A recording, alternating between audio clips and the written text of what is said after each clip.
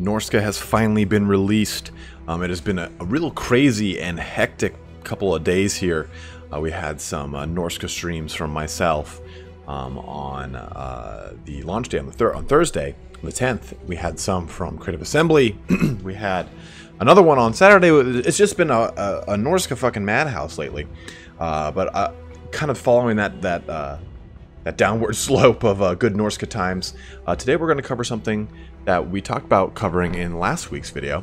We went over the skin wolves and kind of talked about what we thought they would be like in the DLC and a lot of their history.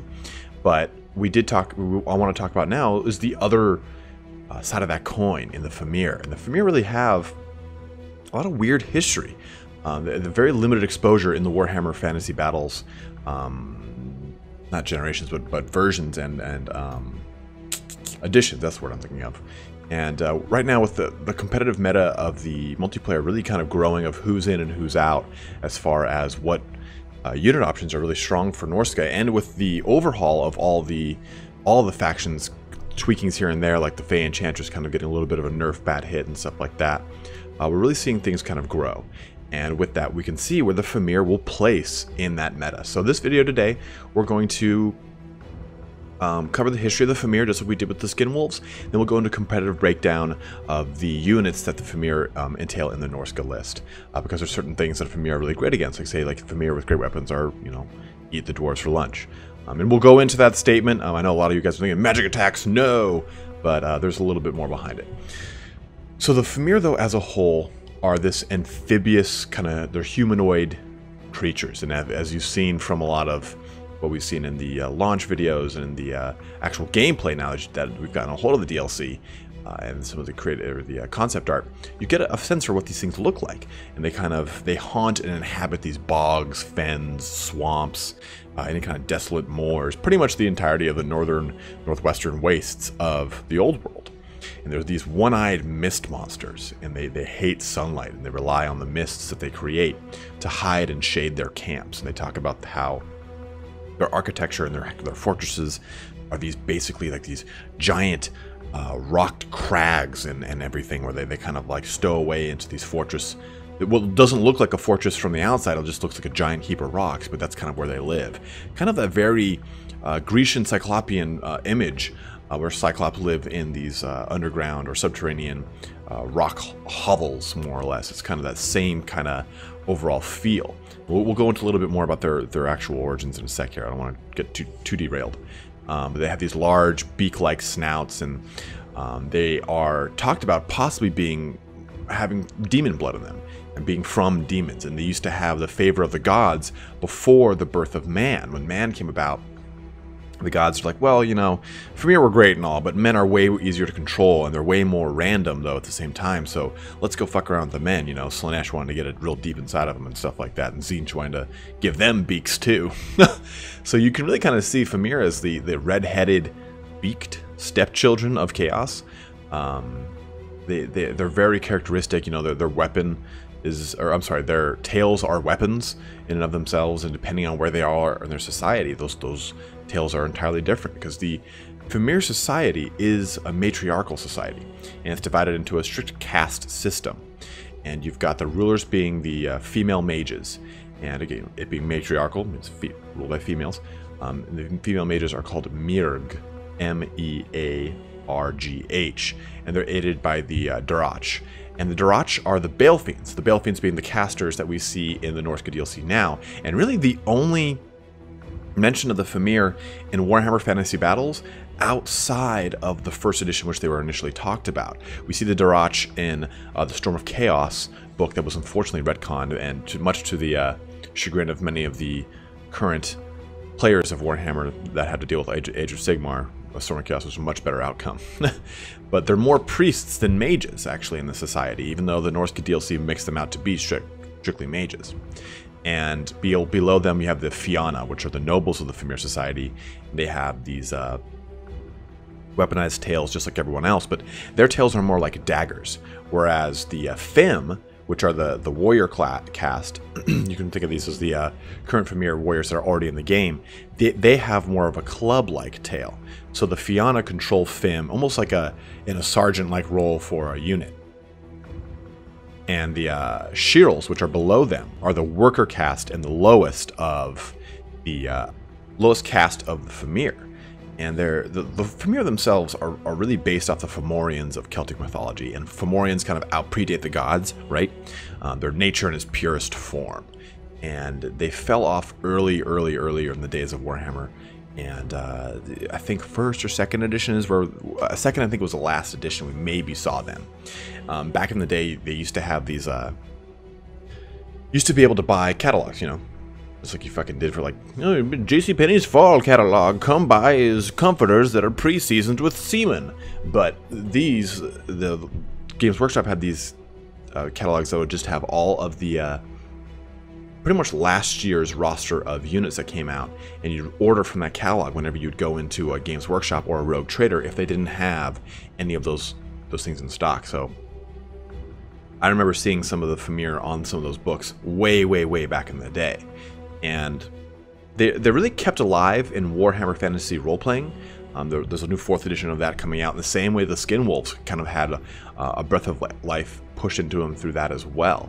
So you see, Creative Assembly kind of took a lot of what was in the role-playing game and kept it into, or put it into Total War Warhammer. The Ice Drakes have a whole entire excerpt that I can read in another video if you guys want. And that's where they got a lot of the influence for the Frost Worm that's in the DLC that we've seen now so far. The biggest problem with the Fimir was their cost to effectiveness.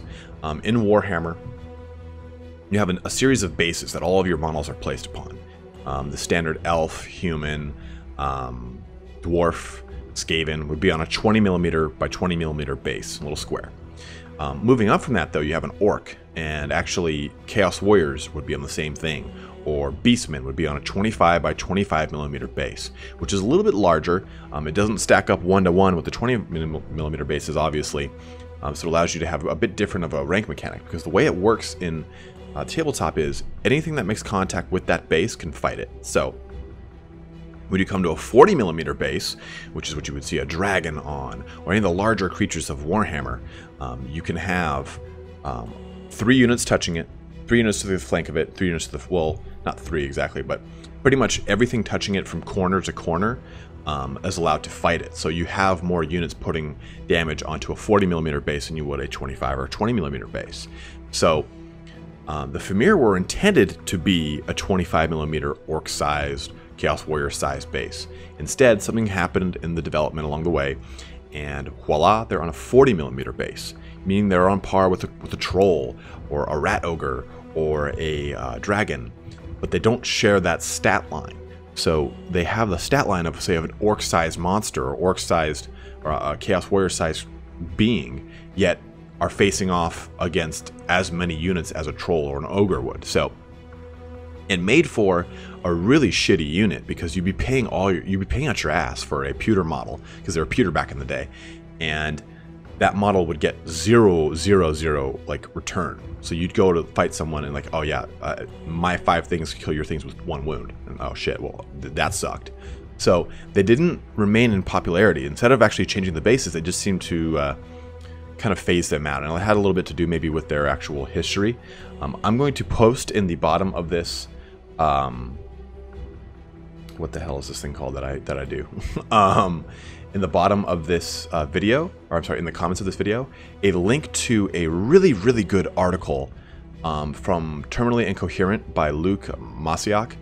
He did a great article on the Fimir, and it covers a lot of what we just talked about right here, but he does it in a longer form format. He talks to a lot of the people that were actually involved in the creation, the development of the Fimir. Tony Ackland, Jess Goodwin, Graham Davis, all those individuals. He gets to talk to them over email and stuff like that. So it's a really great article if you want to hear a little bit more about the actual behind the scenes nitty gritty of what happens with the Fimir. So I'm going to link that in the description so you guys have it, because I really want to, A, give him credit for a lot of the information I've gotten from him, and B, I want you guys to be able to really dig down deep in it, because it's a really great article. It's not too long at all. But let's break into the competitive breakdown now of the Fimir as a whole. So they're in an interesting place in the early meta of the Norska DLC. So things have really shifted here, right?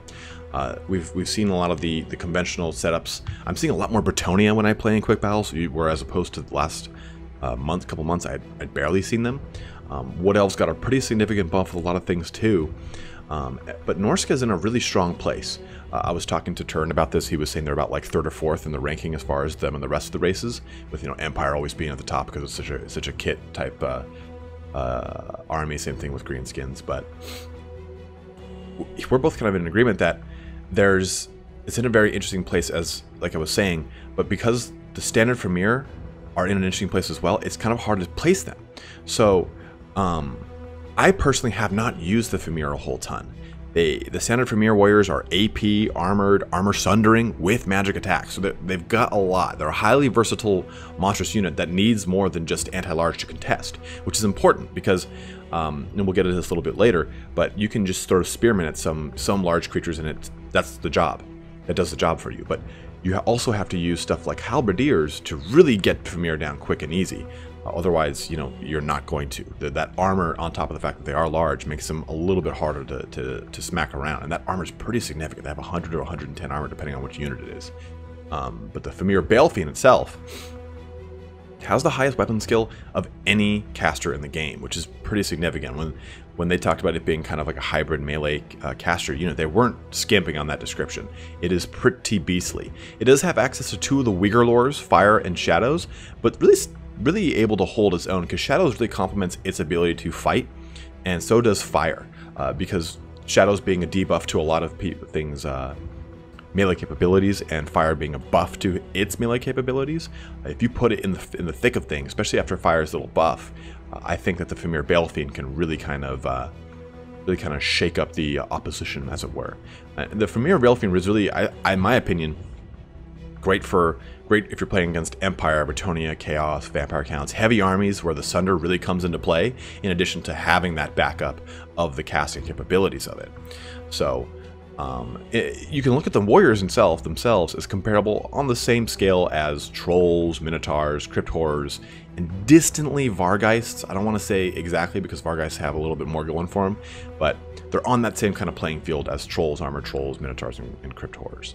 And if we're comparing warriors to trolls, I'll just go through those 3 archetypes real quick here. The warriors versus trolls. The trolls have 6 more damage or weapon strength than the warriors, but the warriors' actual AP characteristic is, I think, 1 or 2 less than trolls when I looked at it. So they might do more damage. The trolls might do more damage than the warriors, but the warriors' AP characteristic on their weapon strength is not significantly lower than the trolls. But every other staff that Fimir has is leaps and bounds better than the troll for only really 400 more cost, with the added missile resistance of their mist. Their mist gives them 22% missile resistance.